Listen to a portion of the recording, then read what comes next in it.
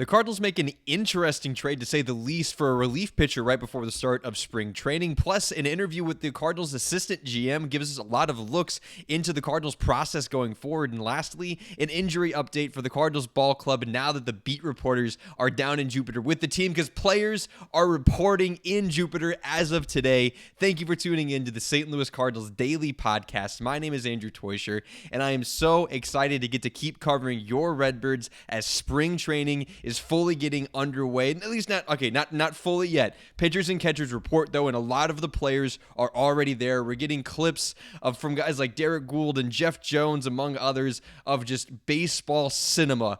The ball hitting the glove, and even just, I saw a 20-second video of Victor Scott one-hand bunting baseballs, and I couldn't take my eyes off of it. An incredibly boring drill. 3 months from now, I will never click on this video, but because we've been starved for baseball for so long, I am drawn into this. Guys, baseball season is right around the corner, and I'm happy to cover it along with you. And that starts with the moves that are happening right now.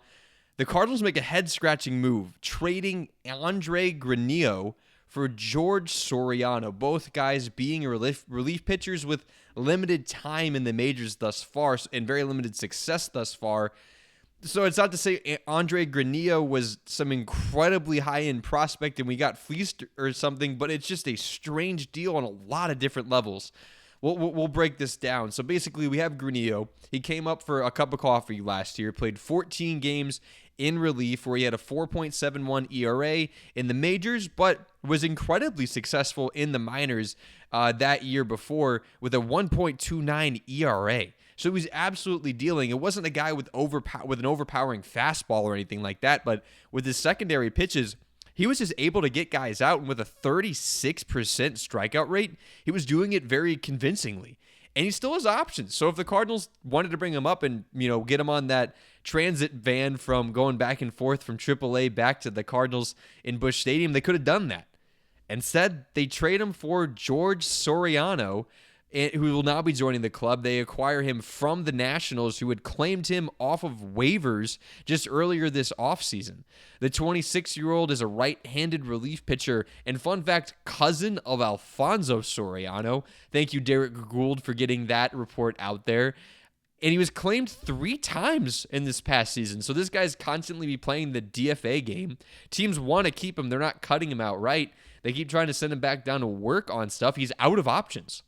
So the Cardinals trade away Grineo, who's had better numbers in the minors and better numbers in the majors, for Soriano, who has worse numbers in all parts of his career, is a little bit older, and has no options. So why on earth would the Cardinals do this? Well, it's for the fastball Soriano has, is my only guess. Soriano had an 8.35 ERA last year. He struck out 36 folks in 36 and 2/3 innings, so not even an incredible strikeout rate, but his fastball is, I think, something that Chaim Bloom wants to invest in. He throws it in the mid-90s, and Grineo does not throw a high-velocity fastball at all. I'm starting to pick up that this is what Bloom wants. Bloom wants guys who throw gas. This is kind of what we see in Fajardo. This is what we see in Brandon Clark. This is what we see in Jurangelo Cijntje, guys with great fastballs. It's clearly something that Chaim Bloom is trying to invest in, and Grineo didn't fit that mold, but I guess George Soriano does, and it's something he wants to take a shot on.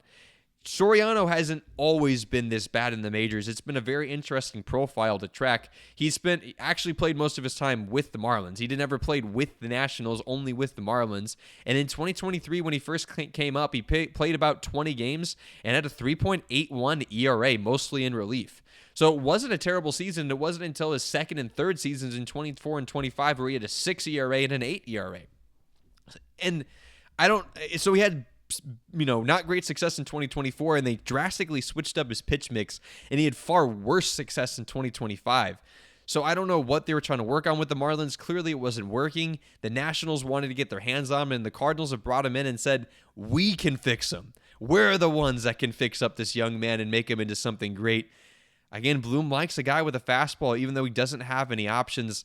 We'll see how it goes. I'm a little remiss to give up Grineo for him. It just seems like a prospect who's ready to come up and show you what he's got. And even if he doesn't like Grineo, let Grineo come in and see if he can't do well and trade him after.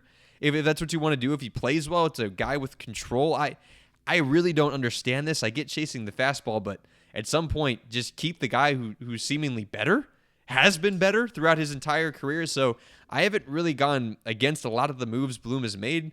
This one seems like he's chasing the dragon a little bit too much. Maybe I'm wrong and it works out well for the Cardinals. Bloom certainly knows more than I do, but that's an interesting one that gets our head scratching. Let me know what you guys think in the comments. What do you think about this deal, and do you think it makes more sense than I'm putting on it? Regardless, speaking of the Cardinals process, Rob Cerfolio, the assistant GM of the Cardinals, sat down with a member of Fangraphs, David Larilla, who wrote an incredible article, just a Q&A session with Cerfolio to get a lot of insight into the Cardinal system. An incredible read. Go to Fangraphs. Great article there that they have for him. And he asked him about a number of things, and specifically dove a lot into his pitching and his hitting insights for what he views for the Cardinals going forward. And a lot of this got revealed in the way he just asked about individual players. So we'll break down a little bit of what he had to say about that. Firstly, to tell you a little bit about Cerfolio, because he has a really high bar profile, a background. He was hired away from the Cleveland Guardians, who are known for being one of the smartest organizations in all of baseball and operating on a low budget, as everyone in Cleveland does, all sports teams do. And he's able to pull out some great stuff. And obviously he wasn't leading everything. He was the head of farm system over there in Cleveland, so it wasn't just him, but he was a part of a system that the Cardinals could work well with.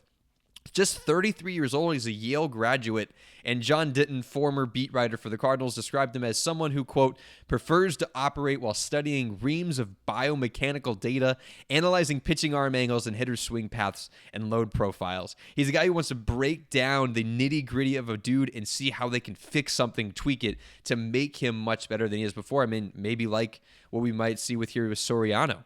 So he talked about a couple guys, specifically his pitching ideals and his influences, and he talked about it when he was discussing Jurangelo St. He mentioned that Matt Pierpoint has a lot of say in the Cardinals' pitching acquisitions, as he has a big role in that, and that's the main reason why we brought in a guy like Jurangelo St. Pierpoint had worked with St. while he was still in Seattle, as he brought him over, and he talked about the room in general. There's a lot of influences from some really good pitching teams.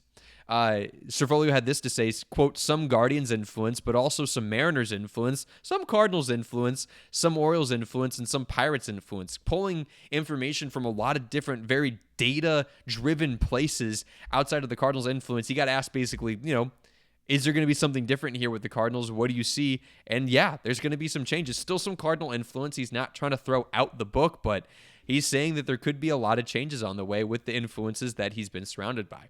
And he specifically talked about great excitement for Liam Doyle as he was asked about it. And you think Liam Doyle, you think flamethrower, incredible, passionate fastball, as passionate as he is on the mound. And yeah, Cerfolio said that. He said he was great, but he was really wanting to focus on how great of a secondary pitch he believes he can develop. Cerfolio explained that there's just a couple ways to win as a pitcher.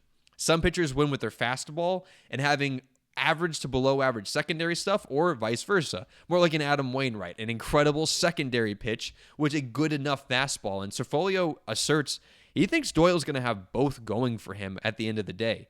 He said, quote, the exciting thing about Liam is that we see potential for both a great secondary and a great fastball. He thinks that slider could really work for him, and he also loves the splitter he already has. So the plan for Cerfolio, at least, is to have him work on that slider, potentially even turn it into a sweeper, he mentions, and get an excellent 1-2 combo with the splitter on the side there for Liam Doyle. So that stands out to me, that he's not even focusing on just the fastball. It gets you excited. He also mentioned that there's going to be big changes for the hitting approaches. And the most telling thing is, when a guy has an interview, especially someone of Cerfolio's prominence in the organization, you got to play politician. You got to beat around the bush. You don't really answer many things directly, especially if it could upset somebody. But he got asked very directly by the interviewer. He said, has anything changed in the hitting development program since you came over to the organization? First thing out of his mouth, yes, period. There is going to be changes in the hitting development. That was something that Cardinals fans were incredibly upset about. We have not correctly developed a hitting prospect in quite some time. And so Cardinals fans were justifiably upset, and he mentioned, yeah, there's going to be change. Specifically talking again about the outside influences that he had from other organizations that are going to come in and help figure out guys' swing paths. He's going to use that biomechanical data and help make some differences. And he mentioned specifically that starts with a guy like Joshua Baez. He talked about how excited that he is that Baez has made a bunch of changes, and specifically mentions what he did to improve those stats out of almost nowhere. How he talked about how we saw his body moving specifically. Here was his quote. Some of it was his movement in the batter's box, posture by way of his setup, where his body was moving as his bat was working through the zone. So he talked about how the way his bat was going through the zone was being impacted by his initial setup. And those are two key things he said you have to get right in your hitting.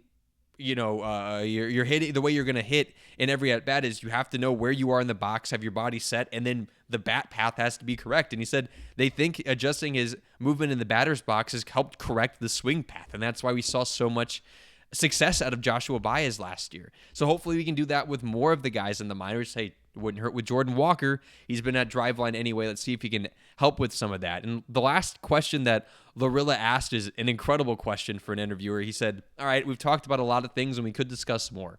What's one question I should or should have asked?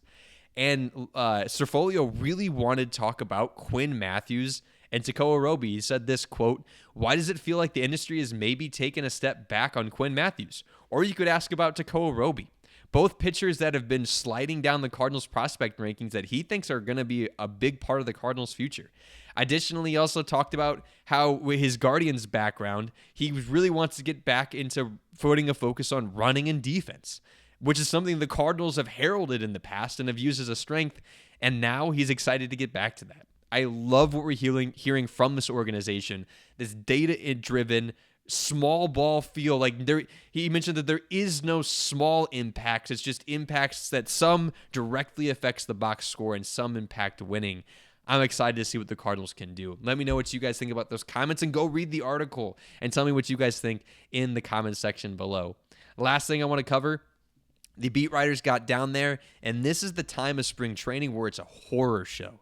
They show up, and guys who have been training all offseason long or were just out doing personal stuff, like Ha-Seong Kim falling on ice for the Braves, they come in and all of a sudden they have injuries popping out of nowhere. And this has been something that's plagued the Cardinals in years past, and it's been plaguing players this year, luckily not on the Cardinals. I mean, Corbin Carroll, Francisco Lindor, and Jackson Holliday all have a hamate bone injury. It's apparently some small bone in your hand, which would make sense based on where it is for like baseball players and some wear and tear injury, but there's a hamate bone epidemic out there. Jeff Passan was commenting on it and had to explain what a hamate bone is, as it's happening to so many players. Guys like Josh Hader, Shane Bieber, Reese Olson, Jordan Westberg, and Anthony Santander have all suffered some kind of injury and have found it spotted whenever they got there, and luckily the Cardinals have not had that happen to any of their players. We have not gotten an update on Lars Nootbaar just yet, but Jeff Jones came out and said that there are no injuries to report that have guys arriving at spring. So hopefully we'll get some updates on guys like Tekoa Roby, as Serfolio mentioned,